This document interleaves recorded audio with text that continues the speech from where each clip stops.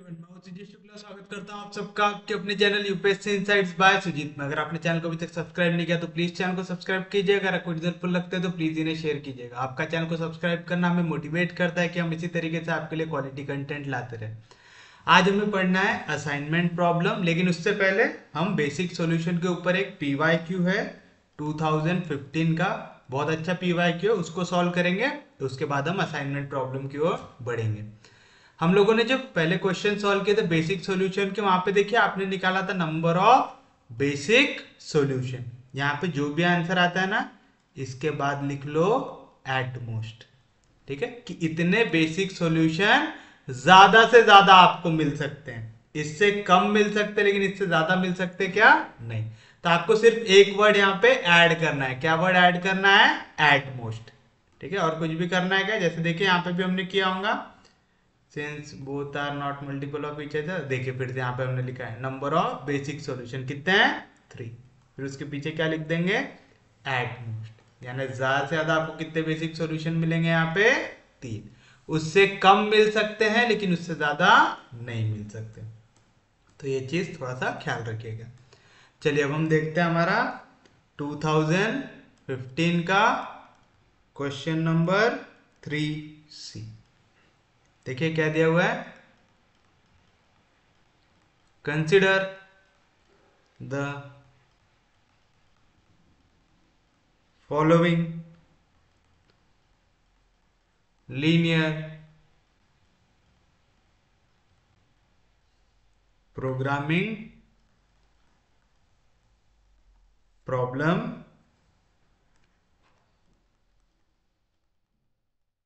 Maximise z equals to x1 plus 2x2 minus 3x3 plus 4x4 subject to x1 plus x2 plus 2x3 plus 3x4 equals to 12, x2 plus 2x3 plus x4 equals to 8, जहाँ पे x1 x2 x3 x4 ये सब क्या है? Greater than equals to 0। Using the definition, find its all basic solutions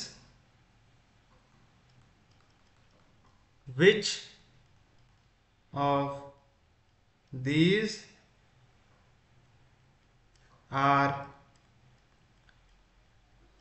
degenerate basic feasible solution and which are non degenerate basic feasible solution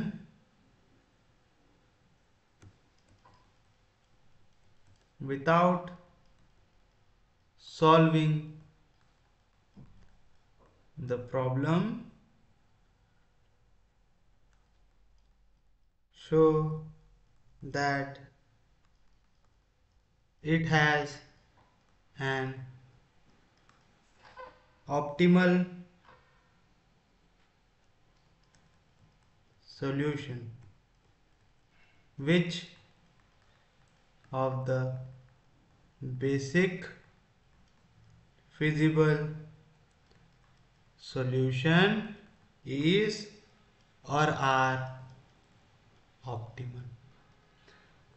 अब देखिए इतना बड़ा क्वेश्चन आपको दिया हुआ है, कह रहा है कि आपको यहाँ पे बताना है कौन कौन से सॉल्यूशन यहाँ पे, पहले तो आपको पूरे बेसिक सॉल्यूशन निकालना है, फिर बताना है कौन से डीजेनरेट कर रहे हैं, कौन से नॉन डीजेनरेट कर रहे हैं, ठीक है। उसके बाद आपको बताना है कि इसका ऑप्टिमल सॉल्यूशन एग्जिस्ट करता है, और बताना है कौन से बेसिक फिजिबल सॉल्यूशन के लिए ऑप्टिमल वैल्यू आपको मिलती है। पर आप ये क्वेश्चन को ना ही ग्राफिकल मेथड से सॉल्व कर सकते, ना ही सिंप्लेक्स मेथड से सॉल्व कर सकते, क्योंकि बोल रहा है विदाउट सॉल्विंग द प्रॉब्लम। यानी हमको क्या करना है, सिर्फ और सिर्फ जो डेफिनेशन हमको पता है बेसिक सॉल्यूशन की, उसको यूज करके बेसिक फिजिबल सॉल्यूशन निकालना है, फिर वो बेसिक फिजिबल सॉल्यूशन की वैल्यू z में डालना है और देखना है कि कौन सी वैल्यू आपको मिलती है यहाँ पे।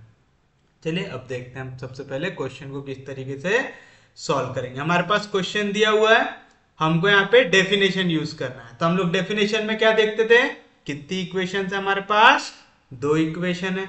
ये दोनों इक्वेशन एक दूसरे की स्केलर मल्टीपल है क्या, नहीं है, क्योंकि देखो यहाँ पे x1 है, यहाँ पे क्या होगा 0x1 होगा। तो अगर मैं 1 को 0 से मल्टीप्लाई करूंगा तो पूरी इक्वेशन क्या बन जाएंगी, 0 बन जाएंगे। यानी मैं कोई भी नंबर को मल्टीप्लाई करके दूसरी इक्वेशन बना सकता हूं क्या, नहीं बना सकता। तो शुरुआत हम कैसे करेंगे, सबसे पहले हम इन इक्वेशन को लिखेंगे मैट्रिक्स फॉर्म में। तो आप लिखेंगे सॉल्यूशन में writing the given equations in matrix form, that is कौन सा form, ax equal to b का फॉर्म। बताइए क्या मिलेगा, पहले x1 के कोऑर्डिनेट क्या है 1 और 0, फिर x2 के कोऑर्डिनेट क्या है 1 1, फिर x3 के कोऑर्डिनेट क्या है 2 2, फिर x4 के कोऑर्डिनेट क्या है 3 1, फिर वेरिएबल्स, कितने वेरिएबल्स है यहाँ पे 4, x1 x2 x3 x4 equals to right hand side, क्या हमारा राइट हैंड साइड 12 और 8, तो आ गया इक्वल्स टू 12 और 8 आ गया। तो यहां से हमको a की वैल्यू क्या मिला, ये मैट्रिक्स 1 1 2 3 0 1 2 1। हमको मैट्रिक्स x क्या मिला, x1 x2 x3 x4, और मैट्रिक्स b क्या मिला 12 और 8। मिल गया यहां तक किसी को कोई दिक्कत नहीं। फिर आप बताओगे कि ये दोनों एक दूसरे के स्केलर मल्टीपल है क्या, नहीं है, तो आप लिखेंगे सिंस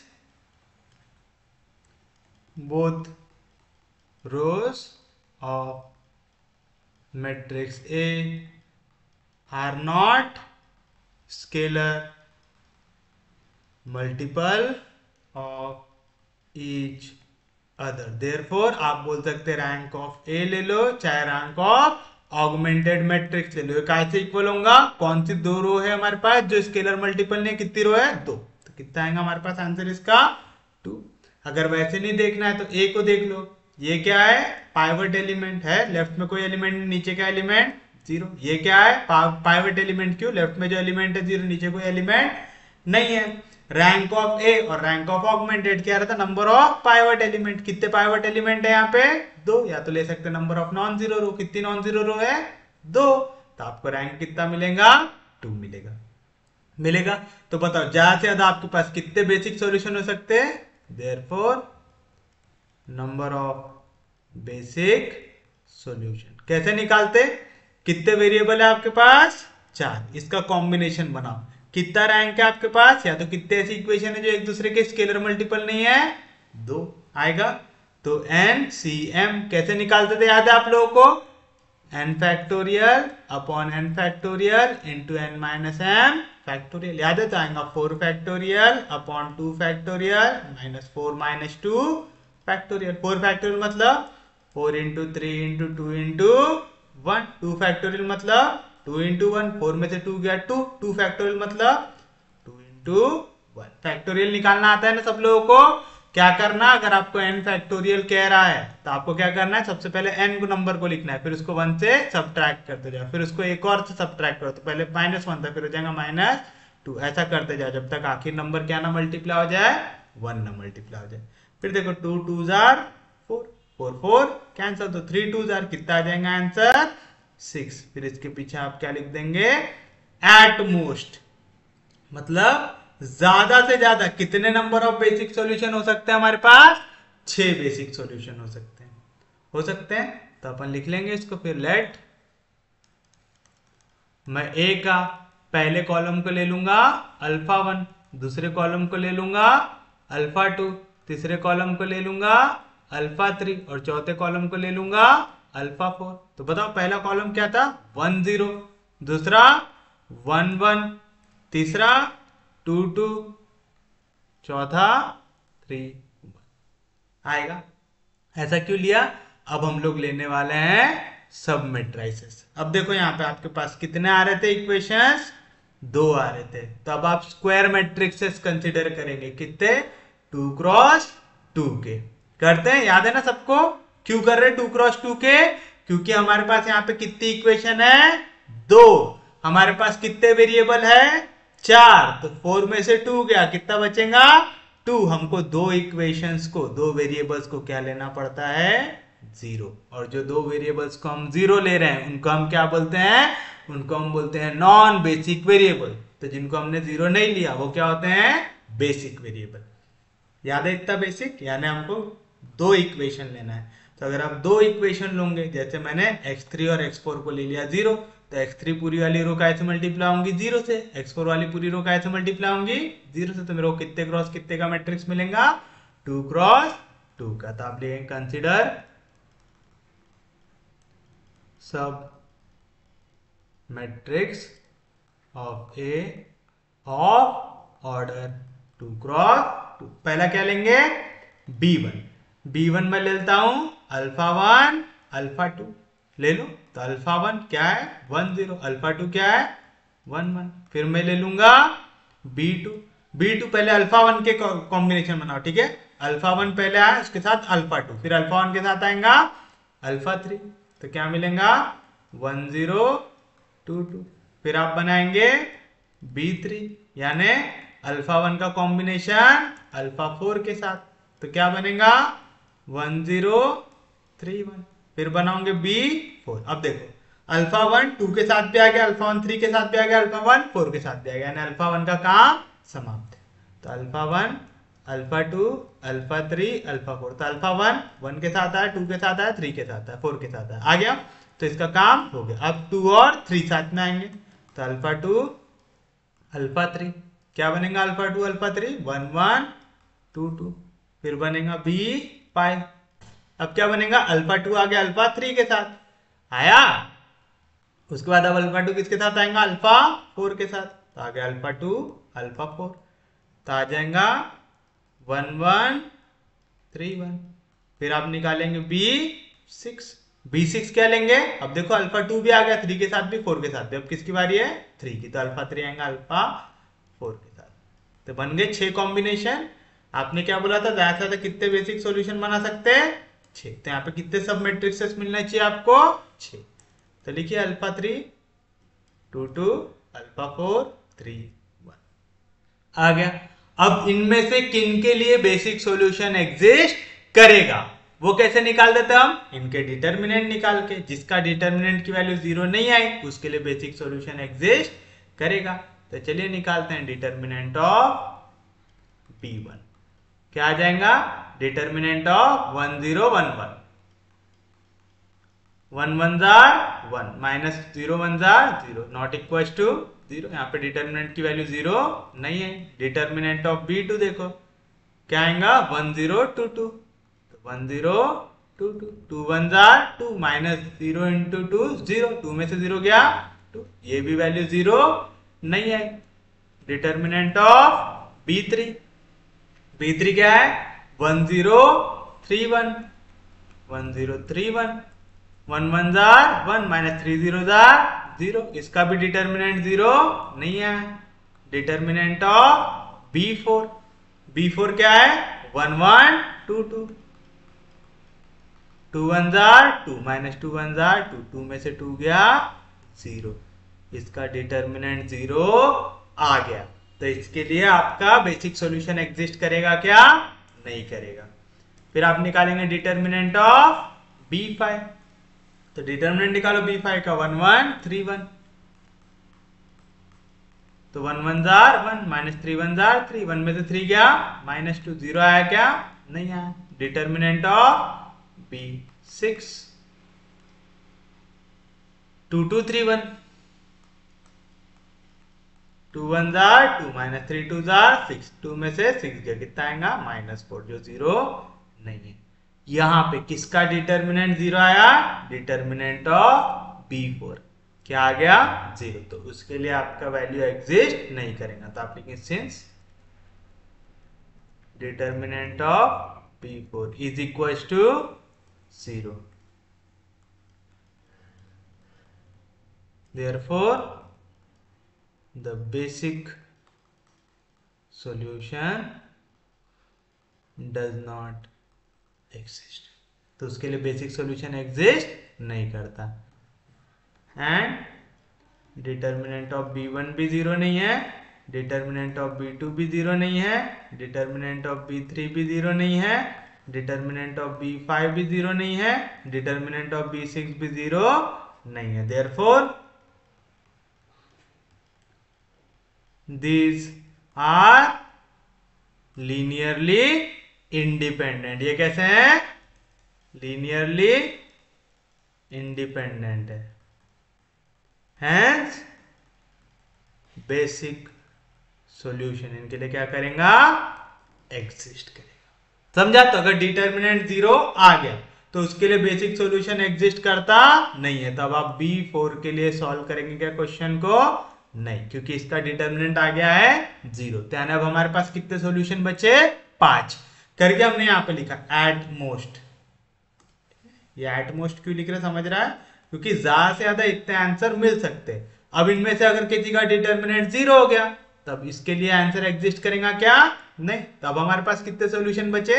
5 सॉल्यूशन बचे करके यहाँ पे एट मोस्ट लिखना जरूरी है। कोई दिक्कत नहीं यहां तक? यहां तक समझ में आ गया? अब अगर आप लोगों को याद हो हम लोग आंसर कैसे निकालते थे, सबसे पहले देखो आप B1 बनाने के लिए आपने कौन कौन से लिया? अल्फा 1 अल्फा 2, अल्फा 1 अल्फा 2 पहली रो है और दूसरा पहला कॉलम है और दूसरा कॉलम है, यानी x1 का और x2 का। तो अल्फा की जगह क्या ले लो? x ले लो कॉलम के फॉर्म में, तो आ जाएगा x1 x2 इक्वल टू यहाँ पे B1 था, उधर साइड जाएगा तो B1 का इनवर्स, और राइट हैंड साइड में कौन आता है? हमेशा हमारा B आता है। और अगर आप लोगों को याद होगा A इनवर्स की वैल्यू क्या रहती है? 1 upon determinant of A into adjoint of A। तो क्या आएगा यहाँ पे? 1 upon determinant of B1। Determinant of B1 कितना आया? 1 into adjoint of B1। Adjoint कैसे निकालते याद है? Interchange diagonal element. Diagonal element क्या था? 1 1, और नॉन डायगोनल एलिमेंट के साइन को चेंज कर दो, तो +1 की जगह -1, 0 को माइनस से मल्टीप्लाई करोगे तब भी क्या आएगा? 0 ही आएगा आपके पास, आएगा इंटू B क्या था हमारा? राइट हैंड साइड 12 और 8, तो आ जाएगा 12 और 8 आएगा। 1 से डिवाइड करूंगा कुछ भी चेंज होगा क्या? नहीं। फिर 12 1 जार 12 minus 1 8 jar 8, 0 into 12 0 plus 8 1 jar 8, तो क्या है वैल्यू? 12 में से 8 गया तो आएगा 4, 8 प्लस 0 इज 8 आएगा। तो यहां से x1 पहला एलिमेंट है, यहाँ पे पहला एलिमेंट क्या आया? 4, x2 यहाँ पे दूसरा एलिमेंट, तो यहाँ पे दूसरा एलिमेंट क्या है? 8। तो ये निकलेगा आपका आंसर। नेक्स्ट क्या मिलेगा आपको? x1 x3 मिलेगा। क्यों? आपने B2 बनाने के लिए कौन कौन से एलिमेंट का यूज किया है? अल्फा 1 अल्फा 3, तो अल्फा 1 की जगह x1, अल्फा 3 की जगह x3। क्या आएगा यहाँ पे? तो B2 उधर जाएगा तो B2 का इनवर्स इंटू B2 का इनवर्स कैसे निकालेंगे? 1 upon determinant of B2। Determinant of B2 कितना है? 2 into adjoint of B2। Adjoint of B2 कैसे निकालते हैं? इंटरचेंज डायगोनल एलिमेंट, तो हो जाएगा 2 1। नॉन डायगोनल एलिमेंट के साइन को कर दो चेंज, +2 की जगह -2 और 0। फिर इसके बाद इंटू B की वैल्यू क्या थी? 12 और 8, आएगा 1 upon 12 2 jar 24 plus into minus 8 2 jar 16। फिर उसके बाद 0 इंटू 12 0 प्लस 8 वन जार 8। उम्मीद है सबको मैट्रिक्स मल्टीप्लीकेशन आता होगा। कैसे करते? फर्स्ट रो फर्स्ट कॉलम पहला लिखे, फिर सेकेंड रो फर्स्ट कॉलम दूसरे एलिमेंट में लिखे, तो क्या मिलेगा आपको 1/2। 24 में से 16 गया तो कितना बचेगा 8। 0 प्लस 8 8, दोनों 2 के टेबल में आते कितने दार 4 दार, तो 2 4 दार 8। तो यहाँ से आपको x1 की वैल्यू भी मिली 4, x3 की वैल्यू भी मिली 4, बन गया। उसके बाद नेक्स्ट क्या बनेगा आपके पास x1 x4 इक्वल टू, अब ये कहां से आएगा आपका x1 x4। क्यों लिखा आपने x1 x4? क्योंकि आप देखिए आपने जब मैट्रिक्स B3 बनाया तो आपने अल्फा 1 और अल्फा 4 को यूज किया था, आगे x1 x4, यहाँ पे B3 उधर जाएगा तो B3 का इनवर्स इंटू B3 का इनवर्स कैसे निकालेंगे 1 determinant of B3। Determinant of B3 कितना है 1, तो आ गया 1/1 into adjoint of B3। Adjoint of B3 कैसे निकालते हैं, डायगोनल एलिमेंट को करो चेंज तो 1 1 होगा, और फिर नॉन डायगोनल के कर दो साइन को चेंज, तो आ जाएगा 1 1 -3 0 1 1 -3 0 इंटू B की वैल्यू क्या है 12 8। तो क्या मिलेगा यहाँ पे 1 से डिवाइड करूँ कुछ भी चेंज होगा क्या नहीं, तो फर्स्ट रो फर्स्ट कॉलम 12 1 जार 12 प्लस इंटू माइनस माइनस 3 8 जार 24 12 इंटू 0 0 प्लस 1 इंटू 8 8। 12 में से 24 गया तो कितना बचेगा -12 प्लस 8 बचेगा, तो यहाँ से x1 की वैल्यू आई -12, x4 की वैल्यू आई 8 आएगा। कोई भी दिक्कत कोई भी डाउट समझा पक्के में, किसी को कोई दिक्कत नहीं कोई डाउट नहीं। उसके बाद हम आएंगे x1 पूरा x4 के साथ तक आ गया, अब बारी आएंगे x2 की, तो पहले x2 आएगा x3 के साथ, तो यहाँ पे b4 इधर गया तो b4 का इनवर्स b। क्यों? क्योंकि b4 बनाते वक्त आप देखिए आपने किस किस को यूज किया अल्फा 2 अल्फा 3 को किया। आप जब बहुत सारे क्वेश्चन सॉल्व कर लोगे ना तो आपको अल्फा की जरूरत भी नहीं पड़ेगी, आपके दिमाग में ही बैठ जाएंगे x1 x2 x1 x3 x1 x4 x2 x3 x2 x4 x3 x4। समझा पक्के में? तो चलिए B4 का इनवर्स निकालना, तो क्या लेते हैं, सॉरी B4 तो लेना ही नहीं है, B4 का डिटर्मिनेंट क्या आया 0, तो B4 के लिए आपको सॉल्व करना है क्या नहीं करना है, क्योंकि B4 का डिटर्मिनेंट क्या है 0, तो 1 डिटर्मिनेंट आता है। डिटर्मिनेंट की वैल्यू अगर आप 0 रख देंगे 1/0 आंसर क्या आ जाएगा इन्फिनिटी, तो B4 आपको लेना है क्या नहीं, तो हम आएंगे B5 के लिए आएंगे, तो क्या क्या आएगा x2 और x5, सॉरी x2 और x4, 5 कहां से आ गया B5 x2 और x4 क्या आ जाएगा यहाँ पे B5 का इनवर्स B आएगा। लिए थे B5 के लिए आपने कौन कौन से एलिमेंट लिए अल्फा 2 अल्फा 4, तो आ गया x2 x4 आया x2 x4 क्या आएगा 1 determinant of B5। Determinant of B5 कितना है -2, तो आ गया 1 -2 इंटू एडजॉइंट ऑफ B5।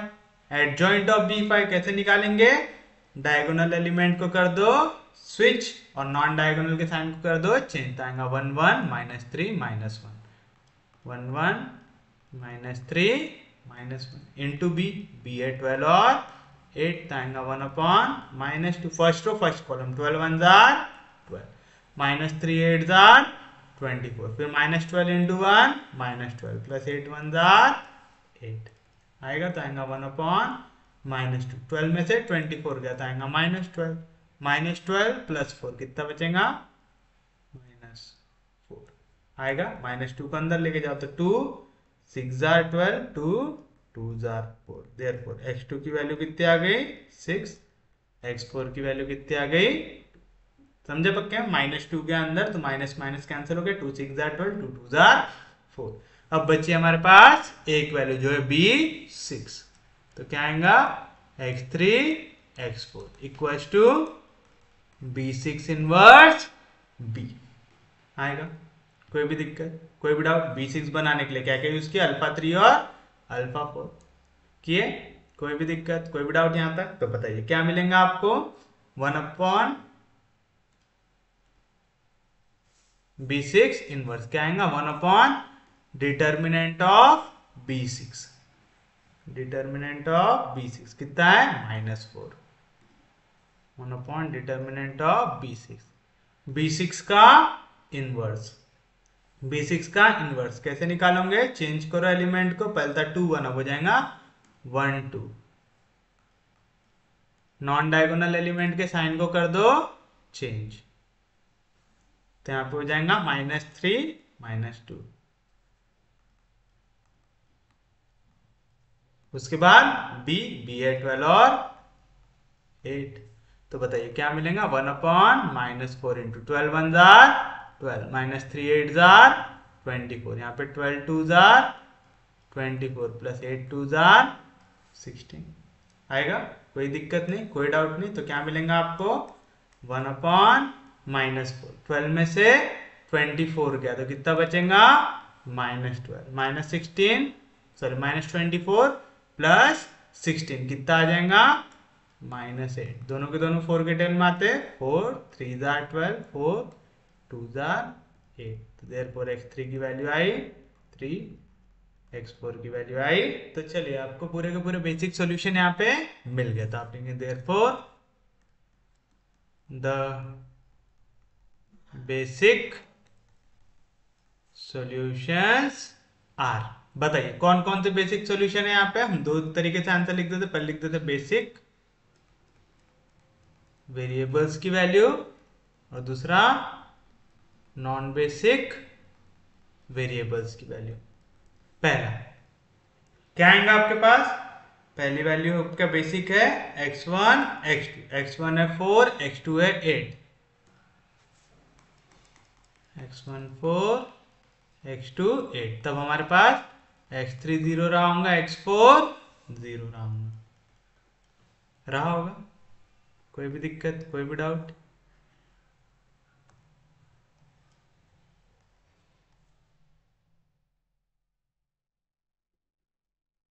आया ऐसा। सेकेंड केस में हमारे पास x1 है 4 x3 है 4, x1 4 x3 4, तो तब हमारे पास x2 है 0, x4 को हमने लिए थे 0। थर्ड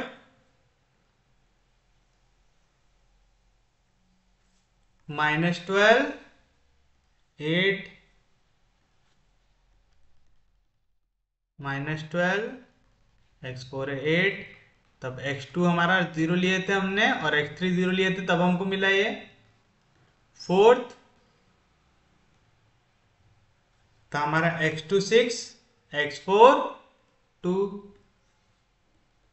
x2 6 x4 2, तब हमने x1 को 0 लिया था और x3 को 0 लिया था। और fifth x3 3 x4 2, x3 3 x4 2, x3 3 x4 2, तो यहाँ पे हमने x1 को 0 लिया था, x2 को लिया था 0 लिया था। अब बताइए यहां पे आपको क्या पूछा है, यहां पे आपको पूछा है using definition find all basic solutions, लिख दिए 5 पॉसिबल है, पांचों निकाल दे। Which of these are degenerate basic feasible solution, ठीक है, फिजिबल वर्ड उसने डाला हुआ है हमने, degenerate basic solution, degenerate non basic solution पढ़ा था। फिजिबल मतलब नॉन नेगेटिव वैल्यू को भी सेटिस्फाई करना चाहिए। नॉन डीजेनरेट मतलब वहां पे एक भी बेसिक वेरिएबल की वैल्यू 0 नहीं आनी चाहिए। डीजेनरेट मतलब वहां पे बेसिक वेरिएबल की वैल्यू 0 आनी चाहिए। समझा पक्के में, कोई दिक्कत नहीं कोई डाउट नहीं। तो चलिए अब हम देखते हैं यहाँ पे कौन कौन सी वैल्यू सेटिस्फाई करती है हमारी। पहले वाले में देखो एक भी वैल्यू यहाँ पे जो हमारे बेसिक वेरिएबल की एक भी वैल्यू 0 आई क्या, नहीं आई। तो सबसे पहले क्या है, नॉन डीजेनरेट है। आप चाहते हैं यहाँ पे एक और बना सकते हैं टाइप ऑफ सॉल्यूशन का, non degenerate basic feasible solution. क्यों फिजिबल? दोनों वैल्यू कैसी है? पॉजिटिव। और यहाँ पे x3 x4 तो जीरो, यानी एक भी नेगेटिव वैल्यू आई क्या? नहीं। तो ये क्या हो गया? Non degenerate basic feasible solution. दूसरा वाला देखो, 4 4 0 0। पहले तो कोई भी बेसिक वेरिएबल जीरो है क्या? नहीं। तो क्या हो गया? नॉन डीजेनरेट बेसिक सॉल्यूशन हो गया उस वजह से। बट यहां पे दोनों वैल्यू कैसी है? पॉजिटिव है। पॉजिटिव है तो साथ साथ फिजिबल भी हो गया, तो हो गया non degenerate basic feasible solution. यहां पे देखिए, ये वाली वैल्यू बेसिक वेरिएबल एक भी जीरो है क्या? नहीं। तो हो गया नॉन डीजेनरेट बेसिक। बट यहां पे वैल्यू क्या है? नेगेटिव है, तो फिजिबल सॉल्यूशन हुआ क्या? नहीं। तो हुआ सॉल्यूशन हुआ, तो हुआ non degenerate basic solution. Feasible बोला क्या मैंने? नहीं बोला। समझा पक्के में? जो भी फिजिबल में नहीं आया उसको आप कभी भी z निकालने के लिए यूज करते हैं क्या? नहीं करते। तो चलिए बताइए फिर उसके बाद यहाँ पे ये वैल्यू देखो, दोनों की दोनों कैसी है? पॉजिटिव है। पॉजिटिव है ना? हाँ। ये दोनों की दोनों भी वैल्यू कैसी है? पॉजिटिव है। और ये दोनों भी वैल्यू कैसी है? पॉजिटिव है। और कोई भी जीरो नहीं है, तो दोनों के दोनों क्या हो गए? Non degenerate basic feasible solution, non degenerate basic feasible solution. तो यानी हमारे पास यहाँ पे पूरे जो सॉल्यूशन आए उसमें से अगर मैं थर्ड वाले को छोड़ दूं, क्योंकि थर्ड वाले में नेगेटिव वैल्यू आ गई, तो ये हमारा फिजिबल हो सकता है क्या? नहीं हो सकता। तो मेरे पास non degenerate basic feasible solution कौन कौन से आए? 1 2 4 5 है। तो हम बोल सकते हैं therefore 1 2 4 5 are non degenerate basic feasible solution. तो डीजेनरेट वाला एक भी आया क्या? हमारे पास एक भी बेसिक फिजिबल की वैल्यू जीरो नहीं आई, है ना? वैसे आप वाला जो आंसर आया ना हमारा, ये वाला, इसके लिए आप कोई वैल्यू निकाल नहीं सकते, क्योंकि बेसिक सॉल्यूशन एग्जिस्ट ही नहीं करता। हम लोगों ने टोटल 6 सॉल्यूशन एटमोस्ट हो सकते बताए थे, उसमें से B4 के लिए डिटर्मिनेंट की वैल्यू क्या आ गई? जीरो आ गई। तो इसका सॉल्यूशन निकल सकता है क्या? कभी नहीं निकल सकता। ये चीज समझ में आई ना आप लोगों को?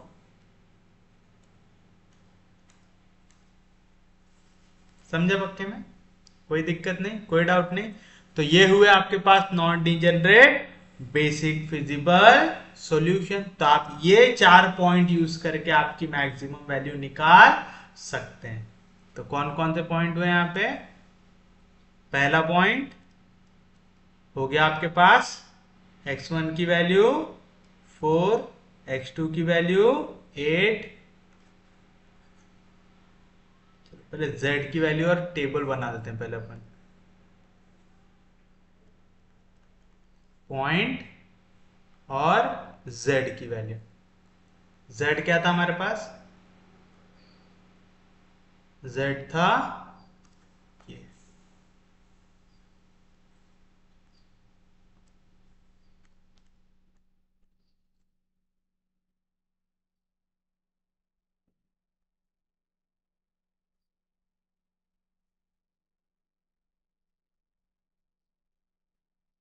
आप चाहो तो ऐसा भी लिख सकते हैं 1 2 5 are non degenerate basic feasible solution, hence they are extreme points. और ये एक्सट्रीम पॉइंट्स पे हम वैल्यूज को फाइंड आउट करेंगे। तो अब पॉइंट लिखते जाओ। पहला पॉइंट जो हमने बनाया है क्या है? पहला x1 की वैल्यू 4, x2 की वैल्यू 8,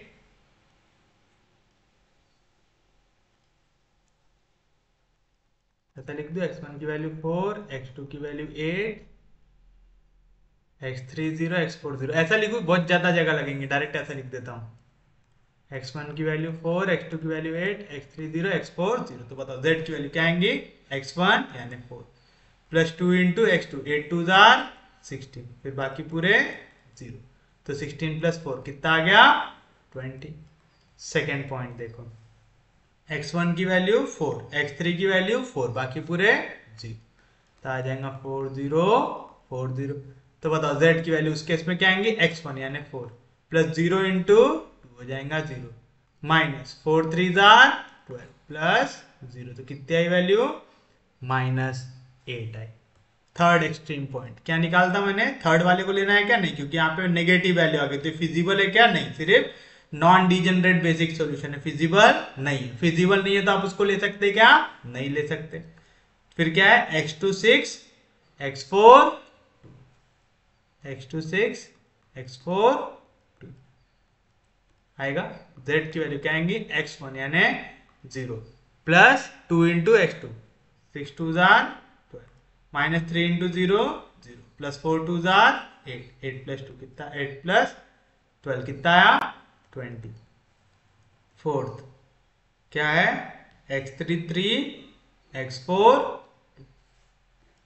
x3 3 x4 था, x3 3 x4 2 x1 x2 की वैल्यू 0। तो बताइए z की वैल्यू क्या आएगा, 0 into 0 0 minus 3 3 jar 9 plus 4 2 jar 8, क्या वैल्यू, -1।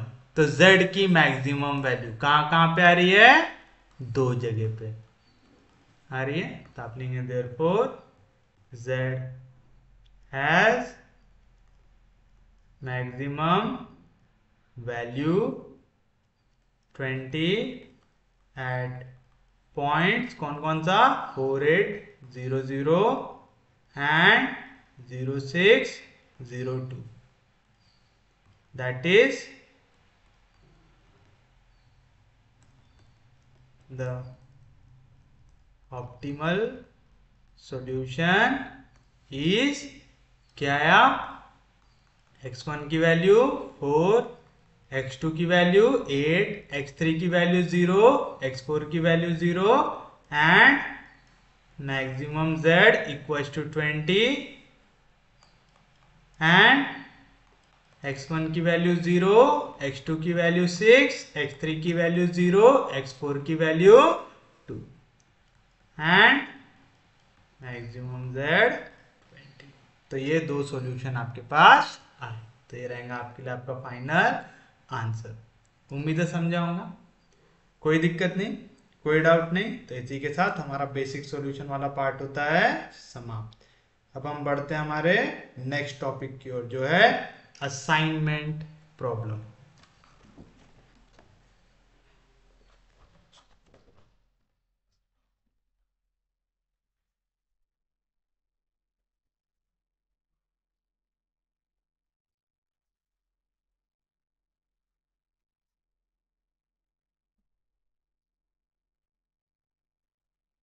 चलिए नेक्स्ट हेडिंग डालिए।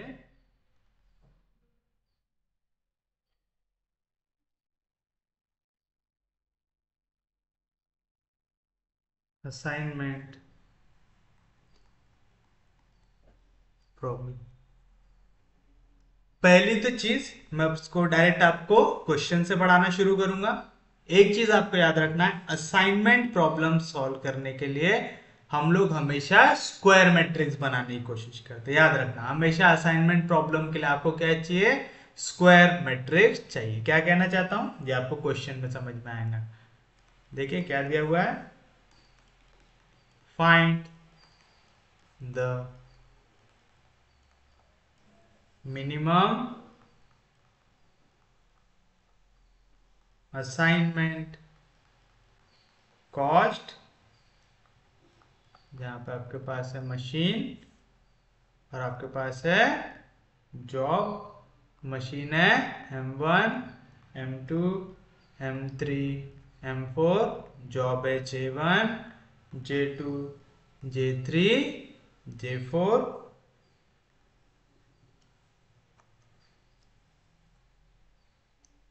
15 13 14 17, 11, 12, 15, 13, 13, 12, 10, 11, 15, 17, 14, 16।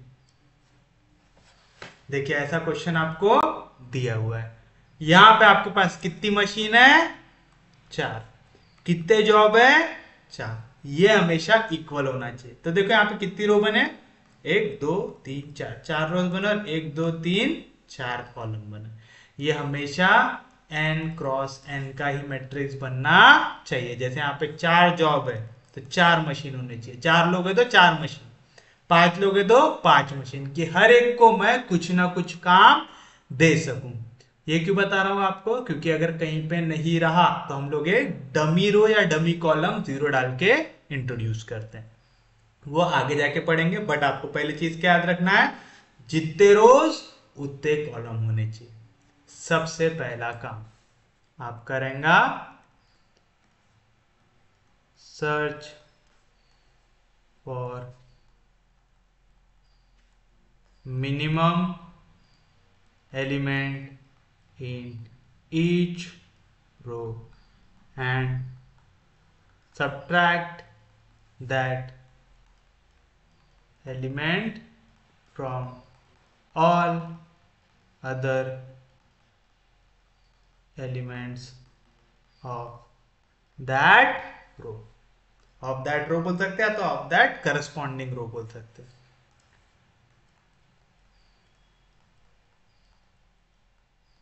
मतलब हर एक रो में सबसे छोटा एलिमेंट ढूंढो। यहां पे देखो 15 13 15 13 14 17, कौन है सबसे छोटा? 13 है। 11 12 15 13, कौन है सबसे छोटा इस रो में? 11 है। 13 12 10 11, कौन है सबसे छोटा इस रो में? 10 है। 15 17 14 16, इस रो में सबसे छोटा कौन है? 14। तो जो सबसे छोटा एलिमेंट है उसको उस करस्पॉन्डिंग रो से कर दो सब्ट्रैक्ट। इस रो के लिए कौन छोटा है? 13। तो मैं इस रो के हर एक एलिमेंट से किसको सब्ट्रैक्ट करूंगा? 13 को। तो 15 में से 13 गया तो फिर कितना बचेगा? पहले मैं लिख लेता हूं M1 M2 M3 M4, J1 J2 J3 J4। पहले वाले रो से किसको सब्ट्रैक्ट करेंगे? 13 से। तो 15 में से 13 गया 2, 13 में से 13 गया 0, 14 में से 13 गया 1, 17 में से 13 गया 4। आ गया? क्या किया मैंने? सबसे छोटा एलिमेंट ढूंढा हर एक रो में और उस एलिमेंट को बाकी पूरे एलिमेंट से क्या कर दिया? सब्ट्रैक्ट। दूसरी रो में सबसे छोटा एलिमेंट कौन है? 11। तो मैं इस रो से पूरे में किसको सब्ट्रैक्ट करूंगा? 11 को। तो 11 में से 11 गया 0, 12 में से 11 गया 1, 15 में से 11 गया 4, 13 में से 11 गया 2। समझा? नेक्स्ट चीज क्या करेंगे? फिर से सबसे छोटा एलिमेंट ढूंढेंगे, कौन है? 10। उसको हर एक करस्पॉन्डिंग एलिमेंट से क्या कर देंगे? सब्ट्रैक्ट। 13 में से 10 गया 3, 12 में से 10 गया 2, 10 में से 10 गया 0, 11 में से 10 गया 1। आएगा? लास्ट सबसे आखिर वाली रो में सबसे छोटा एलिमेंट ढूंढेंगे और करस्पॉन्डिंग हर एक एलिमेंट उस रो से क्या कर देंगे? सब्ट्रैक्ट। तो 15 में से 14 गया 1, उसके बाद 17 में से 14 गया 3, उसके बाद 14 में से 14 गया 0, उसके बाद 16 में से 14 गया 2। आ गया? आपने क्या किया? पहले मिनिमम एलिमेंट ढूंढा हर एक रो में, उसको सब्ट्रैक्ट किया। अगर रो के लिए किया, कॉलम के लिए नहीं करूंगा तो कॉलम बुरा मान जाएगा। हम किसी को बुरा मानने देंगे क्या? नहीं। फिर आप क्या करेंगे? Search for smallest element in each column and subtract that element from all other elements in that column, in that column या in that corresponding column आएगा। सेम चीज करना है m1 m2 m3 m4 j1 j2 j3 j4। अब क्या करना है, column में सबसे छोटा एलिमेंट ढूंढना है। तो पहला कॉलम में देखो सबसे छोटा कौन है, 1। तो ये कॉलम में मैं हर एक को किससे सब्ट्रैक्ट, सॉरी कौन है सबसे छोटा, 0। 1 से भी छोटा एलिमेंट है हमारे पास, कौन है, 0। तो मैं 0 को हर एक एलिमेंट में सब्ट्रैक्ट करूंगा। यहाँ पे भी कौन है सबसे छोटा एलिमेंट, 0। तो इस कॉलम में भी मैं सबको कैसे सब्ट्रैक्ट करूंगा, 0 से। इस कॉलम में सबसे छोटा एलिमेंट कौन है, 0। तो इस कॉलम में सबको कैसे सब्ट्रैक्ट करूंगा, 0 से। और आखिरी वाले इसमें कौन है सबसे छोटा एलिमेंट, 1। तो इस पूरे कॉलम को कैसे सब्ट्रैक्ट करूंगा, 1 से। पहले तो मैं 0 से सब्ट्रैक्ट करूंगा तो कुछ भी चेंज होगा क्या, नहीं। तो 2 0 3 1 पहली कॉलम एज इट इज 2 0 3 1। क्यों, क्योंकि आपने 0 से सब्ट्रैक्ट किया। दूसरे इसमें भी 0 से सब्ट्रैक्ट करो, सेम आएगा 0 1 2 3। क्योंकि 0 से सब्ट्रैक्ट किया तो कुछ भी चेंज होता है क्या, नहीं। तीसरे इसमें भी 0 से सब्ट्रैक्ट करना था, 1 4 0 0 तो आ जाएगा 1 4 0 0। और लास्ट आपको 1 से सब्ट्रैक्ट करना है। 4 में से 1 गया 3, 2 में से 1 गया 1, 1 में से 1 गया 0, 2 में से 1 गया 1। एक बार आपने रो का स्मॉलेस्ट देख लिया, फिर आपने कॉलम का स्मॉलेस्ट देख लिया, उसके बाद आप रुकेंगे।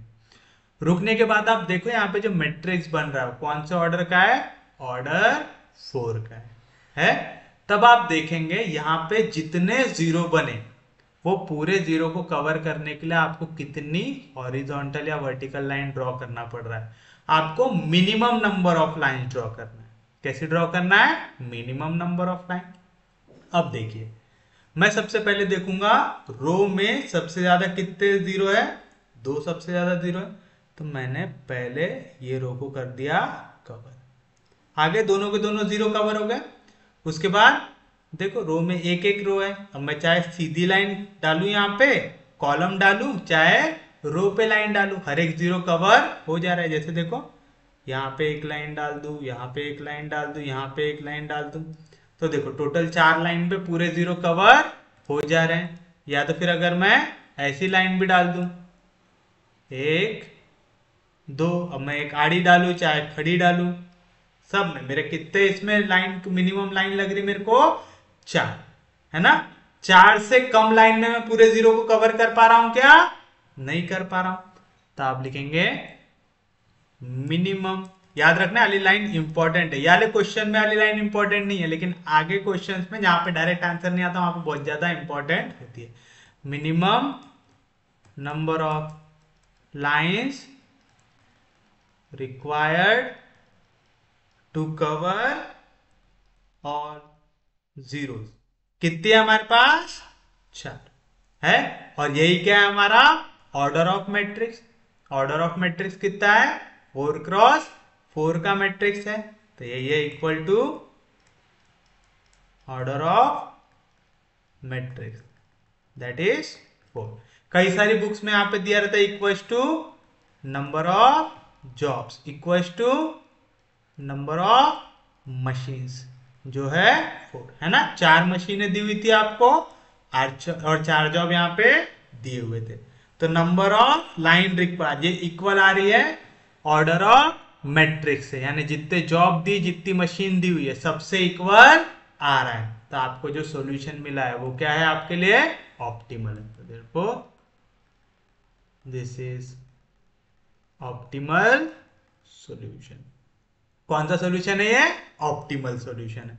तो हम यही सॉल्यूशन को यूज करेंगे। तो फिर अब आप इसको कर लेंगे फिर से मार्क।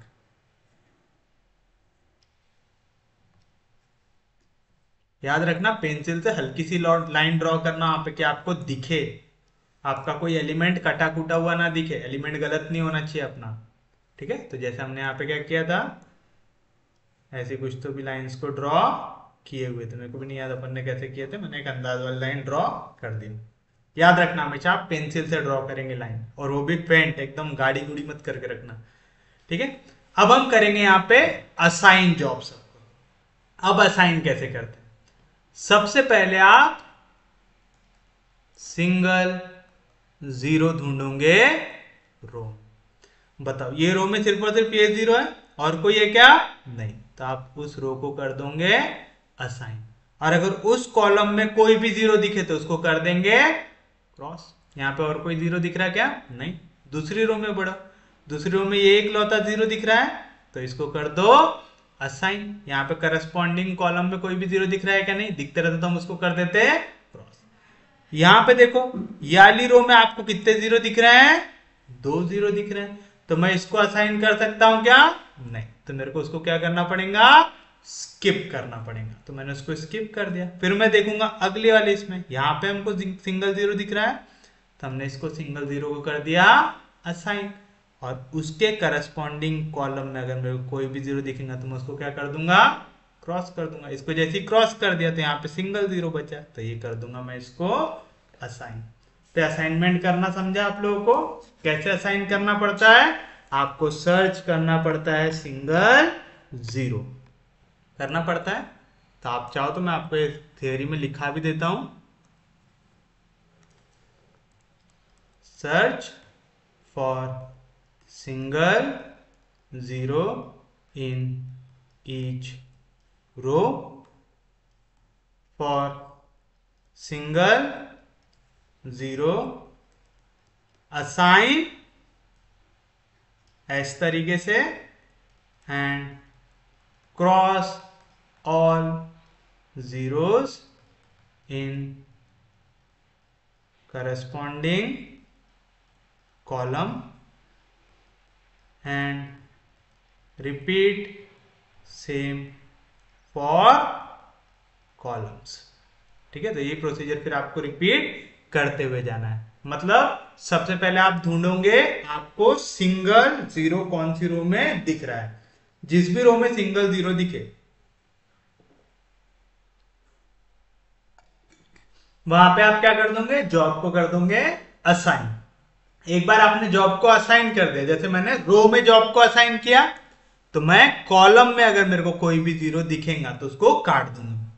जैसे देखो फोर्थ वाली रो में ये एक लौता जीरो था, मैंने जैसे इसको किया असाइन, इसके कॉलम में ऊपर जो जीरो दिखा मैंने उसको क्या कर दिया, काट दिया।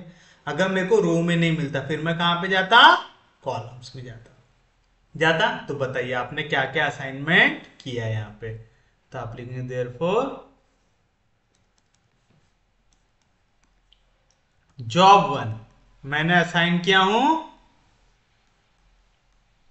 मशीन 2 को, जॉब 2 मैंने असाइन किया हूं मशीन 1 को, जॉब 3 मैंने असाइन किया हूं मशीन 4 को,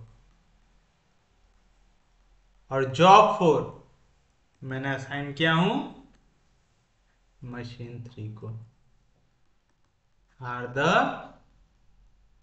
असाइनमेंट मेड। आपको मिनिमम कॉस्ट निकालने को बोला है क्या यहाँ पे, find the minimum assignment cost. तो आप देखेंगे therefore minimum assignment cost, therefore minimum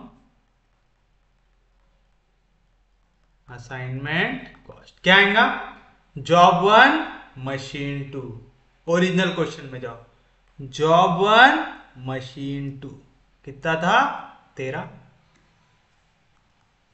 plus job 2 machine 1, job 2 machine 1 कितना था 11, plus job 3 machine 4, job 3 machine 4 कितना था 11,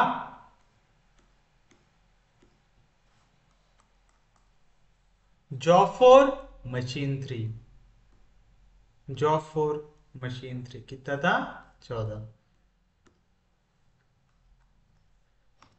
बताइए कितना मिलेगा, 3 + 4 3 + 1 4 4 + 4 8 8 + 1 9 1 2 3 मिनिमम असाइनमेंट कॉस्ट कितना आया 49। तो ये रहेगा आपके लिए आपका final answer.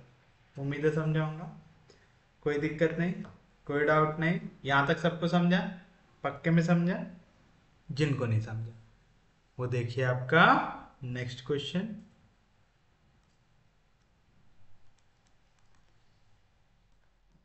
Solve the following minimal assignment problem. याद रखना आप असाइनमेंट तभी करोगे कब, जब आपके मिनिमम नंबर ऑफ लाइन ये इक्वल आ जाए ऑर्डर ऑफ मैट्रिक्स। ठीक है, कई सारे टीचर्स बताते हैं कि पहले असाइनमेंट करना शुरू करो, फिर उसके बाद आपको दिखेगा, फिर उसके बाद करो। नहीं, हम लोग तब तक असाइनमेंट नहीं करेंगे जब तक हमारा क्वेश्चन में फाइनल ऑप्टिमल आंसर हमको मिलता नहीं है। तो solve the following minimal assignment problem, जहां पे हमारे पास मैन है 1 2 3 4 और जॉब है 1 2 3 4 12 30 21 15 18 33 9 31 44 25 24 21 23 30 28 40।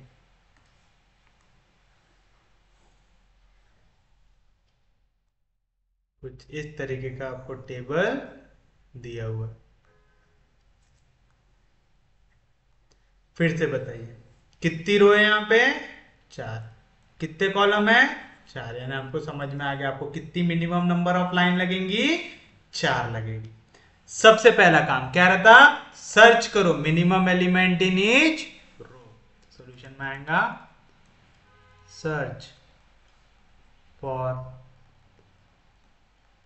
minimum element in each row and subtract that element from all the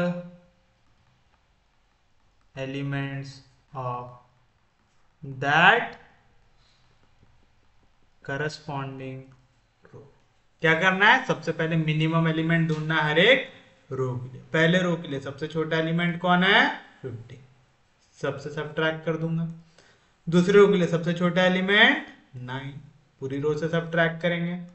तीसरी रो के लिए सबसे छोटा एलिमेंट 21, पूरी रो से सब्ट्रैक्ट करेंगे। चौथी रो के लिए सबसे छोटा एलिमेंट 40, पूरी रो से सब्ट्रैक्ट करेंगे। चलिए बताइए क्या मिलेगा आपको जैसे आप सब्ट्रैक्ट करेंगे। तो सबसे पहले 12 सब्ट्रैक्ट होगा, 12 में से 12 गया 0, तो हमारे पास है मेन 1 2 3 4, हमारे पास है जॉब 1 2 3 4। बताइए 12 में से 12 गया हो जाएगा 0, 30 में से 12 गया तो हो जाएगा आपके पास 18 होगा। 21 में से 12 गया तो हो जाएगा आपके पास 9, 15 में से 12 गया हो जाएगा आपके पास 3 हो गया। सेकेंड देखो 9 सब्ट्रैक्ट करना है, 18 में से 9 गया हो जाएगा आपके पास 9, 33 में से 9 गया हो जाएगा आपके पास 24, 9 में से 9 गया हो जाएगा आपके पास 0, 31 में से 9 गया हो जाएगा आपके पास 22, 44 में से 21 गया हो जाएगा आपके पास 23, 25 में से 21 गया हो जाएगा आपके पास 4, 24 में से 21 गया हो जाएगा आपके पास 3, 21 में से 21 क्या हो जाएगा आपके पास 0। उसके बाद 14 में से सॉरी 23 में से 14 क्या हो जाएगा आपके पास 9। 30 में से 14 क्या हो जाएगा आपके पास 16। 28 में से 14 क्या हो जाएगा आपके पास 14। 14 में से 14 क्या हो जाएगा आपके पास 0 हो जाएगा। अब आपने जो चीज किया रो के लिए वही क्या करेंगे आप कॉलम के लिए। तो आप लिखेंगे search for minimum element in each column and subtract that element from all other corresponding elements in that column। या तो आप ऐसा भी लिख सकते हैं subtract that element from all other element in that corresponding column. मैंने यहाँ पे करस्पॉन्डिंग पहले लिख दिया और कुछ चेंज है क्या नहीं। मैन कितने थे 1 2 3 4। जॉब कितने थे 1 2 3 4 था। चलिए बताइए सबसे छोटा एलिमेंट पहले वाले के लिए 0 पूरे कॉलम से सब्ट्रैक्ट कर दो। दूसरे वाले के लिए 4 पूरे कॉलम से सब्ट्रैक्ट कर दो। तीसरे वाले के लिए 0 पूरे कॉलम से सब्ट्रैक्ट कर दो। चौथे वाले के लिए 0 पूरे कॉलम से सब्ट्रैक्ट कर दो। 0 सब्ट्रैक्ट करो कुछ भी चेंज होता है क्या नहीं तो आएगा 0 9 23 9 आ गया 0 9 23 9। सेकेंड वाले के लिए 4 सब्ट्रैक्ट करना है। तो जैसे ही 4 सब्ट्रैक्ट करेंगे 18 में से 4 गया 14। 24 में से 4 गया 20। 4 में से 4 गया 0। 16 में से 4 गया 12 आएगा। बाकी 0 सब्ट्रैक्ट करूंगा कुछ भी चेंज होगा क्या नहीं 9 0 3 14 9 0 3 14 3 22 0 3 22 0 0 आएगा। एक बार आपने पूरे कॉलम पूरे रो को मैच कर लिया फिर क्या देखो कितने मिनिमम नंबर ऑफ लाइन आपको लगते हैं पूरे रो और पूरे कॉलम कवर करने के लिए। सबसे पहली चीज क्या करना ढूंढना सबसे ज्यादा 0 कोई रो या कोई कॉलम में है क्या। जैसे देखो मेरे को तीसरी रो में 2 0 दिख रहे हैं तो ये हो गई पहली लाइन जिसने कवर कर दिया। अब देखो मेरे पास ऑप्शन है यहाँ पे भी एक 0 है ये लाइन कॉलम में। यहाँ पे भी एक रो एक कॉलम में एक ही 0। यहाँ पे आखिरी वाली रो आखिरी कॉलम में भी एक ही 0 क्योंकि ये वाली लाइन से ये वाला 0 तो कवर हो गया हो गया। तो मैं चाहूँ तो यहाँ पे कॉलम में ड्रॉ करूँ चाहे रो में ड्रॉ करूँ मैं कितना भी जुगाड़ लगा लू मेरे को मिनिमम नंबर ऑफ लाइन कितनी लगना है यहाँ पे कवर करने को 4 लगना है। तो आप लिखेंगे मिनिमम। आपको अभी ये लग रहा होगा कि ये वाली स्टेप कोई काम की नहीं है बट ये वाली स्टेप आगे जाके हद से ज्यादा काम में आती है। तो प्लीज इसको लाइटली मत लो अभी से ही लिखने की आदत डाल लो। Minimum number of lines required to cover all zeros. कितनी लाइन लग रही है आपको 4 और ये इक्वल है कैसे ऑर्डर ऑफ मैट्रिक्स से है is equal to order of matrix जो क्या है यहाँ पे 4 क्रॉस 4 यानी ऑर्डर कितना हो गया यहाँ पे 4 हो गया। आप चाहो तो इसी को इक्वल लिख सकते कैसे नंबर ऑफ मैन से और जो इक्वल है नंबर ऑफ जॉब से। सब कितने हैं 4। मैं पूरी चीज इसलिए लिखा दे रहा हूं कई जगह पे आपको ऑर्डर ऑफ मैट्रिक्स से इक्वल दिखाता है कई जगह पे ऑर्डर ऑफ मैन और जॉब से इक्वल दिखा तो मैंने पूरा लिखा दिया। तो ये कौन सा सॉल्यूशन हो गया ऑप्टिमल सॉल्यूशन। तो दिस इज ऑप्टिमल। ये कौन सा सॉल्यूशन हो गया हमारे लिए ऑप्टिमल हो गया। अब फिर आपको यहाँ पे कर देना है असाइनमेंट।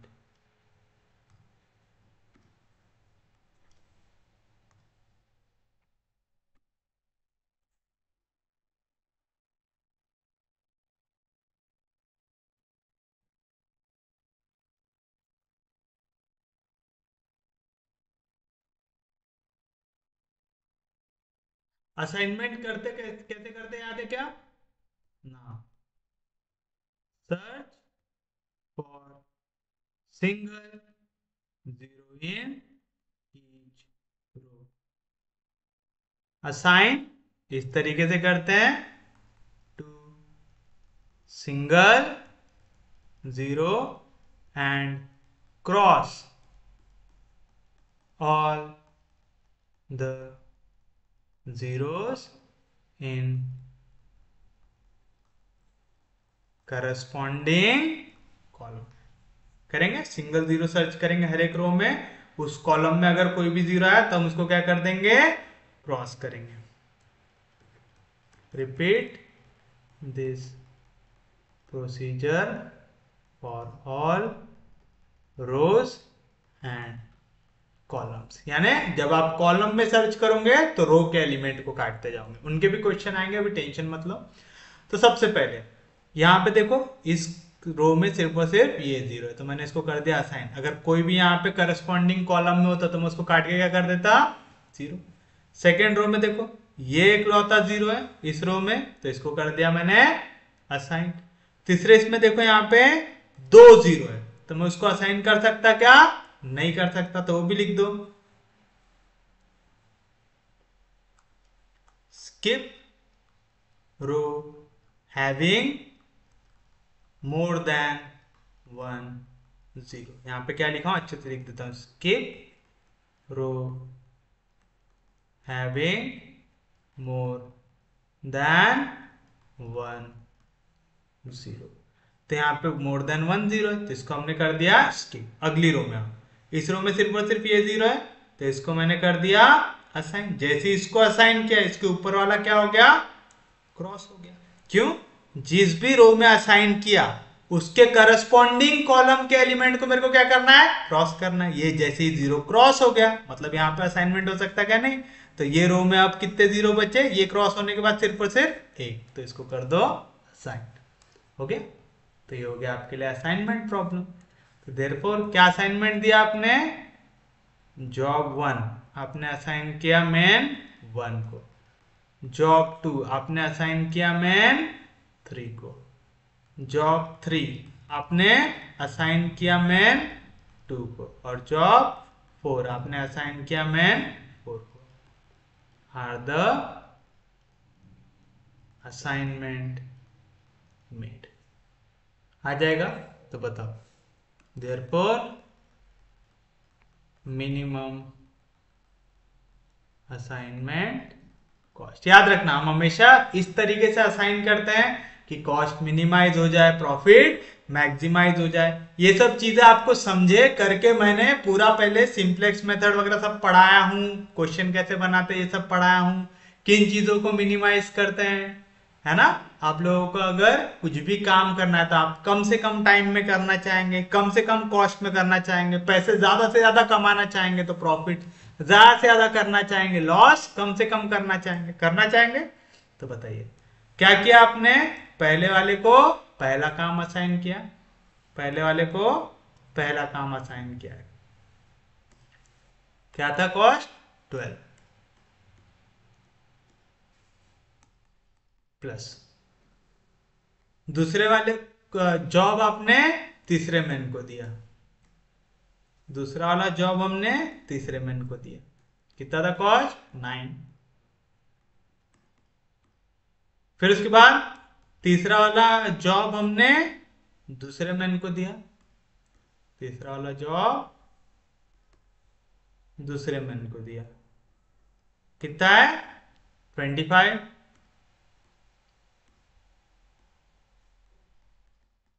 प्लस आखिरी वाला जॉब मैंने आखिरी वाले मैन को दिया,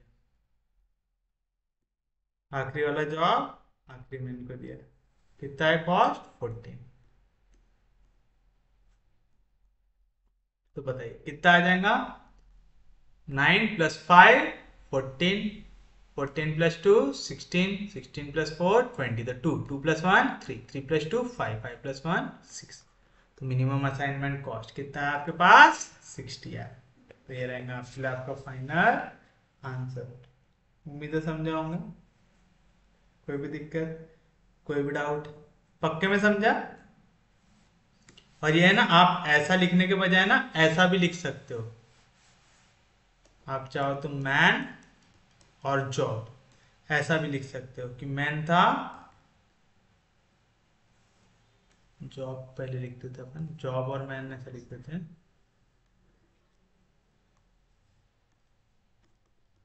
जॉब मैन, पहला जॉब, दूसरा जॉब, तीसरा जॉब, चौथा जॉब। पहला जॉब मैंने कौन से मैन को दिया, 1 को। दूसरा जॉब मैंने कौन से मैन को दिया, 3 को। तीसरा जॉब मैंने कौन से मैन को दिया, 2 को। और लास्ट वाला 4th दिया। तो ऐसा टेबल बना के भी आप लिख सकते हैं, विच इज ऑप्टिमल असाइनमेंट।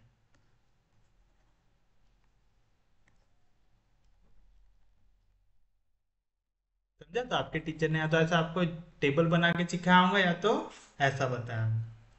ठीक है, which are the optimal assignment made लिख दो हर जगह पे। ठीक है, फाइनल आंसर लिखो optimal assignment made.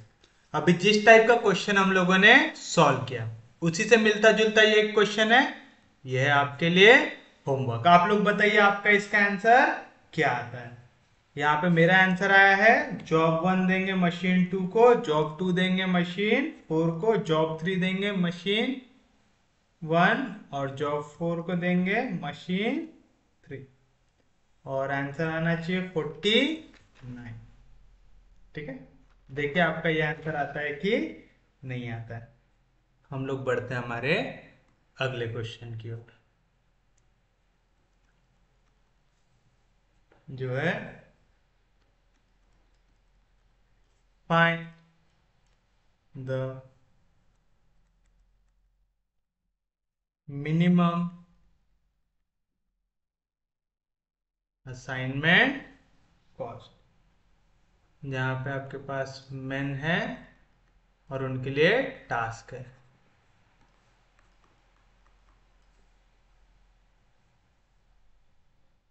Main 1 2 3 4, task है A B C D और नंबर्स हैं यहाँ पे 18 26 17 11 13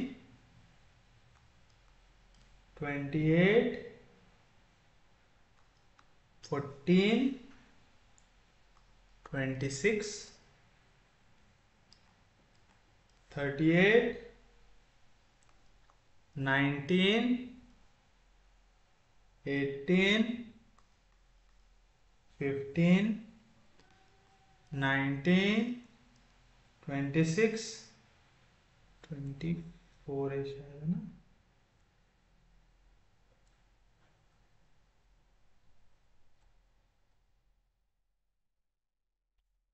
26 24 10 आएगा। इस तरीके का आपको क्वेश्चन दिया हुआ है।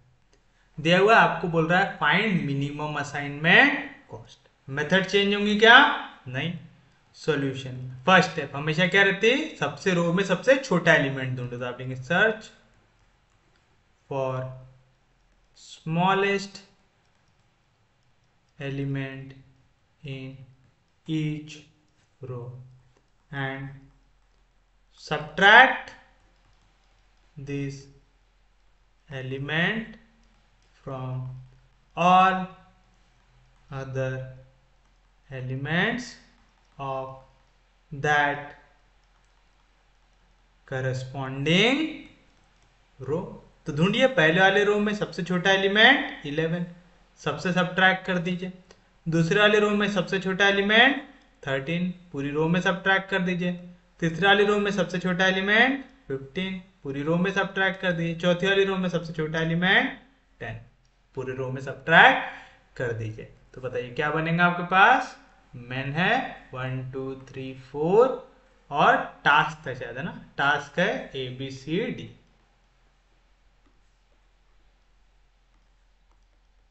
टास्क है ABCD। बताइए क्या मिलेगा? पहले 11 सब्ट्रैक्ट होगा पूरे एलिमेंट से, तो 18 में से 11 गया तो बचेगा 7। 26 में से 11 गया बचेगा 15। 17 में से 11 गया बचेगा 6। 11 में से 11 गया बचेगा 0। सेकेंड 13 में से 13 गया बचेगा 0। 28 में से 13 गया बचेगा 15 आएगा। उसके बाद 14 में से 13 गया बचेगा 1। उसके बाद 26 में से 13 गया बचेगा 13। उसके बाद 38 में से 15 गया तो बचेगा यहाँ पे 23 20 33 38। हाँ 19 में से 15 गया बचेगा 4। यहाँ पे 18 में से 15 गया बचेगा 3। 15 में से 15 गया बचेगा 0। उसके बाद 19 में से 10 गया बचेगा 9। 26 में से 10 गया बचेगा 16। 24 में से 10 गया बचेगा 14। 10 में से 10 गया बचेगा 0। एक बार ये कर लिया, उसके बाद क्या करते हैं? Search for smallest element in each column and subtract that element from all other elements of corresponding column। तो ढूंढो कॉलम में सबसे छोटा एलिमेंट कौन सा दिख रहा है। पहले कॉलम में को सबसे छोटा एलिमेंट दिख रहा है 0, पूरे से सब्ट्रैक्ट कर दो। दूसरे कॉलम में 4, पूरे से सब्ट्रैक्ट कर दो। तीसरे कॉलम में 1, पूरे से सब्ट्रैक्ट कर दो। चौथे कॉलम में 0, पूरे से सब्ट्रैक्ट कर दो। तो बताइए क्या मिलेगा आपको? Main 1 2 3 4, task ABCD। पहले कॉलम में आइए, 0 सब्ट्रैक्ट करूं कुछ भी चेंज होगा कि नहीं? तो 7 0 23 9, 7 0 23 9 आएगा। दूसरे इसमें आपको 4 से सब्ट्रैक्ट करना है, तो क्या आएगा? 11 11 0 12, 11 11 0 12। तीसरे वाले में 1 सब्ट्रैक्ट करना तो आएगा 5 1 2 13, 5 0 2 13, क्योंकि 1 सब्ट्रैक्ट करेंगे तो आएगा 5, फिर 1 में से 1 गया 0, फिर 3 में से 1 गया 2, 11 में से गया 14 में से 1 गया तो 13, फिर 0 सब्ट्रैक्ट करूंगा तो सेम आएगा। क्या आएगा? 0 13 0 0। जैसे मैं हमेशा कहता हूँ नजर हटी दुर्घटना घटी। यहाँ पे हमने क्या किया? 1 सब्ट्रैक्ट किया, 6 में से 1 गया 5, 1 में से 1 गया 0, 3 में से 1 गया 2 और 14 में से 1 गया। यहाँ पे क्या आना चाहिए? 13। मैंने क्या लिखा था? 3। इस वजह से आगे जाके आंसर क्या हो जाएगा? गलत। मैं अभी आगे गलत करके आ रहा हूँ, फिर वापस आ रहा हूँ। मैं वीडियो बना रहा था, चल गया। अगर आपका पेपर में ऐसा हो जाता तो काम तमाम हो जाता। तो प्लीज थोड़ा सा ख्याल रखते हुए सब्ट्रैक्ट कीजिएगा। यहाँ पे 1 सब्ट्रैक्ट किया तो मैंने यहाँ पे 14 में से 1 जाएगा तो कितना आएगा? 13 आएगा। उसके बाद बताइए यहाँ से 0 सब्ट्रैक्ट होगा तो सेम बनेगा 0 13 0 0, तो आ जाएगा 0 13 0 0। अब आप क्या करेंगे? सर्च करेंगे मिनिमम नंबर ऑफ लाइन जो हर एक 0 को कवर कर ले। चलिए बताइए, सबसे पहले तो यहाँ पे आपको सबसे ज्यादा 0 कहां पे दिख रहे हैं? रो में कि कॉलम में? कॉलम। सबसे आखिरी वाले कॉलम में मेरे पास कितने 0 है? 3। तो मैंने इस रो को कर दिया, इस कॉलम को कर दिया मार्क। उसके बाद देखो सबसे ज्यादा 0 कहां पे दिख रहे हैं? रो में। सेकेंड रो में मेरे पास दिख रहे हैं 2 0, मैंने इसको कर दिया मार्क। कर दिए। अब हमारे पास यहाँ पे एक जीरो बचा हुआ, मैं अगर इसको रो पे मार्क कर दूं तो भी आ जाएगा, कॉलम में मार्क कर दूं तो भी आ जाएगा। मैं रो पे मार्क कर देता हूँ, कर दिया, क्योंकि यहाँ पे जीरो जीरो आया रहता तो मैंने इसको रो पे मार्क कर दिया। तो यहाँ पे मेरे को कितने लाइन लग रहे हैं पूरे के पूरे जीरो को कवर करने के लिए? 3 लग रहे हैं। तो आप देखेंगे number of lines required to cover all zeros कितने लग रहे हैं? 3 लग रहे हैं। ये क्या है? लेस है। कैसे? ऑर्डर ऑफ मैट्रिक्स जो है 4, या तो आप बोल सकते हैं लेस है किससे? नंबर ऑफ मेंस से, जो इक्वल है नंबर ऑफ टास्क से, जो कितने दिए हुए हैं? 4। तो आपका सॉल्यूशन ऑप्टिमल है क्या? नहीं है। तो therefore it is not optimal. अगर ये ऑप्टिमल नहीं है तब हमको इसको ऑप्टिमल बनाना पड़ेगा। कैसे बनाएंगे ऑप्टिमल? अब आप ढूंढोगे, देखो यहाँ पे लाइन है, तो लाइन बहुत सारे एलिमेंट्स को कवर कर रही है, जिनके भी ऊपर से पास हो रही है उनको क्या कर रही? कवर कर रही। तो जिनके ऊपर से पास नहीं हो रही वो अनकवर्ड एलिमेंट है। अब आप अनकवर्ड एलिमेंट में से सबसे छोटा एलिमेंट ढूंढेंगे। सबसे छोटा एलिमेंट कौन है हमारे पास? 5 है। तो आपको सबसे पहले क्या करना है? Search for smallest uncovered element किए। फिर आप ये अनकवर्ड एलिमेंट को हर एक एलिमेंट से सब्ट्रैक्ट करेंगे जो अनकवर्ड हो, और जहां पे भी पॉइंट ऑफ इंटरसेक्शन है लाइन का वहां पे ऐड करेंगे। ठीक है, तो आप लिखेंगे subtract this element from all uncovered elements and add this element at point of intersection of lines.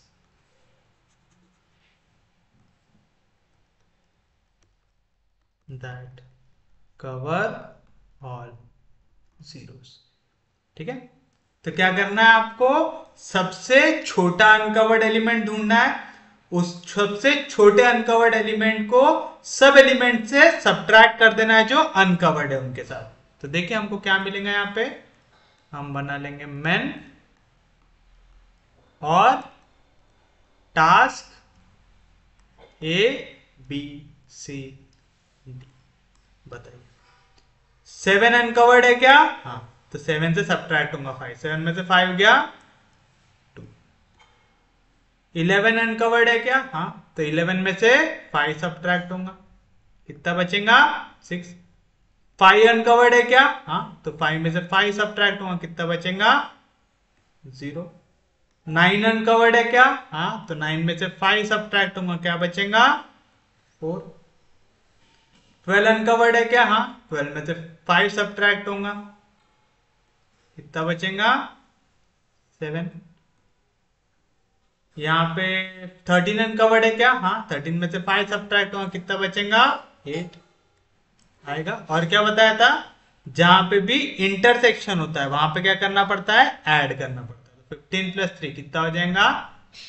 18 हो गया पहले इंटरसेक्शन में, और दूसरे इंटरसेक्शन में क्या हो जाएगा? 0 प्लस 5 हो जाएगा 5। और बचे कुछ एलिमेंट जो सिर्फ और सिर्फ लाइन के ऊपर आते थे, ठीक है, जो इंटरसेक्शन में नहीं आते, सिर्फ और सिर्फ लाइन के ऊपर आते थे, उनको आप एज इट इज लिखेंगे। क्या क्या था? 0 0 11 0 0 0 11 0 23 0 2 0 23 0 2 0 आ गया। तो क्या करना है यहाँ पे? सबसे पहले आपको सबसे छोटा अनकवर्ड एलिमेंट ढूंढना है। उस सबसे छोटे अनकवर्ड एलिमेंट को बाकी पूरे अनकवर्ड एलिमेंट से सब्ट्रैक्ट करना है। पॉइंट ऑफ इंटरसेक्शन में ऐड करना है, और जिनके ऊपर से लाइन जा रही थी सिंगल, उनके ऊपर कुछ ऐसा नहीं करना, उनको उनके हाल पे छोड़ दो। अब देखो सबसे ज्यादा जीरोस आपको कहां पे दिख रहा है, मेरे को सबसे ज्यादा जीरो दिख रहा है पहले तो ये वाली रो में, इसको कर लेता हूं कवर। फिर उसके बाद और तो कहीं पे दिख नहीं रहे हैं दो एलिमेंट एक रो में, एक कॉलम में दिख रहे हैं, तो ये दो को कर लेता हूं कवर।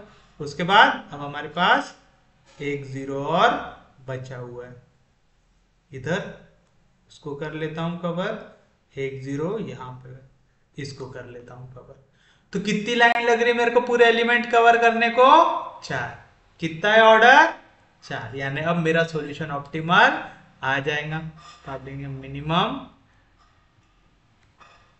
नंबर, आपने मिनिमम लिखा है ना यहाँ पे, नंबर ऑफ लाइंस की जगह लिखो मिनिमम नंबर ऑफ लाइन, ठीक है, मिनिमम नंबर ऑफ लाइंस। हमने इससे पहले मिनिमम लिखा है कि सिर्फ नंबर ऑफ लाइंस लिखते गए, मिनिमम नंबर ऑफ लाइंस होता है, ठीक है ना,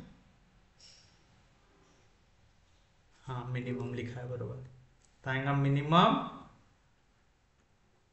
number of lines, minimum number of lines required to cover all zeros। कितना आया, 4। ये इक्वल है कैसे, ऑर्डर ऑफ मैट्रिक्स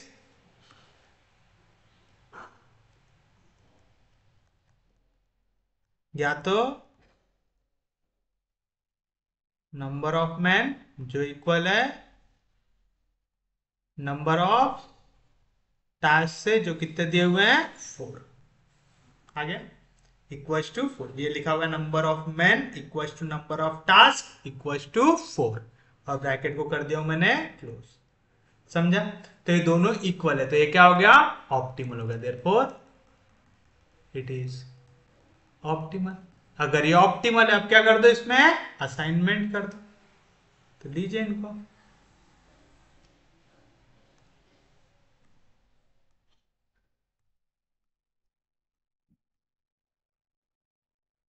बताइए असाइनमेंट कैसे करते हैं।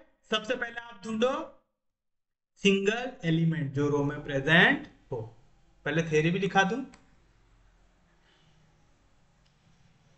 थ्योरी भी लिखा देता हूं ताकि आप बार बार लिखो ना तो आपके दिमाग में बैठ जाए। Search for single zero element in each row. Assign, assign कैसे करते हैं, ऐसा डब्बा बना के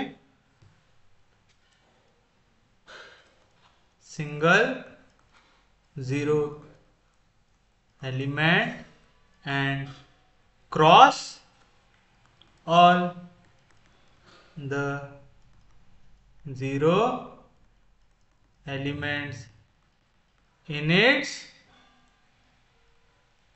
corresponding column. Skip rows having multiple zero elements. Repeat this procedure for all rows. शुरुआत रोज से करेंगे, फिर हम काय में जाएंगे, कॉलम में जाएंगे। अगर रोज से नहीं जम पाया तो किस पे जाते हैं, कॉलम पे जाते हैं। चलिए सबसे पहले search for single zero element, यहां पे कितने हैं, 2। असाइन कर सकते क्या, नहीं, तो दूसरी रो में आ जाओ। यहां पे दूसरी रो में कितने हैं, 2। असाइन कर सकते क्या, नहीं, तीसरी रो में आ जाओ। तीसरी रो में कितने जीरो एलिमेंट है, 1 कर दो असाइन। इसके करस्पॉन्डिंग कॉलम में अगर एक भी जीरो एलिमेंट है तो उसको काट दो, है क्या कोई भी, नहीं, तो छोड़ दो। आखिरी इसमें देखो, आखिरी इसमें एक जीरो एलिमेंट है उसको कर दो असाइन। अगर आपने इसको कर दिया असाइन तो करस्पॉन्डिंग कॉलम में जो भी आपको जीरो एलिमेंट देखे उसको क्या कर देना है, क्रॉस कर देना।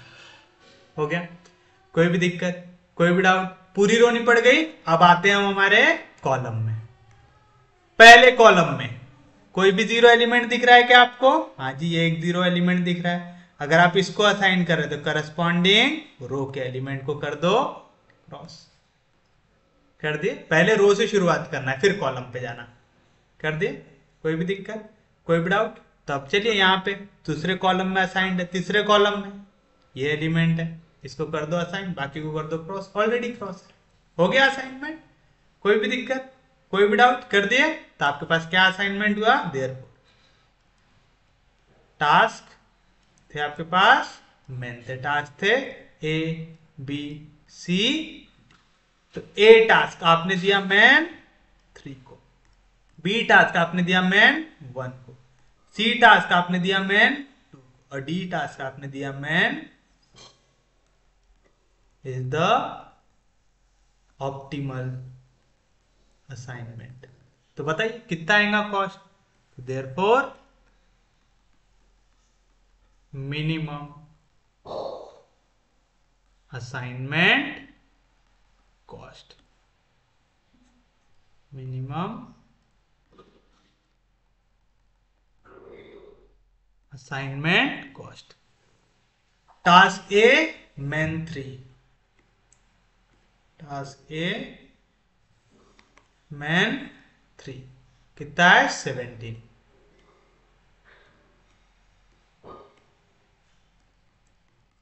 Plus task B man 1, task B man 1 कितना है? 13 plus task C man 2, task C man 2 कितना है? 19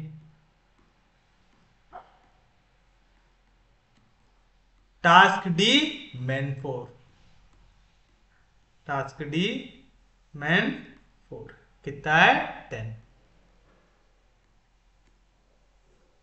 तो बताइए कितना आ जाएगा कॉस्ट? 7 + 3 10, 10 + 9 19, कैरी 1, 1 + 1 2 3 4 5, कितना है आंसर? 59। तो दिस इज योर फाइनल।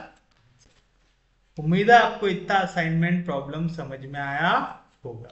अगर आपको लेक्चर समझ रहे हैं, यूजफुल लग रहा है, तो प्लीज चैनल को सब्सक्राइब कीजिए, वीडियो को शेयर कर दीजिए। सबसे इंपॉर्टेंट चीज, पढ़ते रहिए, रिवाइज करते रहिए। कल हम मिलेंगे और असाइनमेंट प्रॉब्लम को करेंगे कंटिन्यू। तो चलिए, तब तक के लिए take care, have a nice day.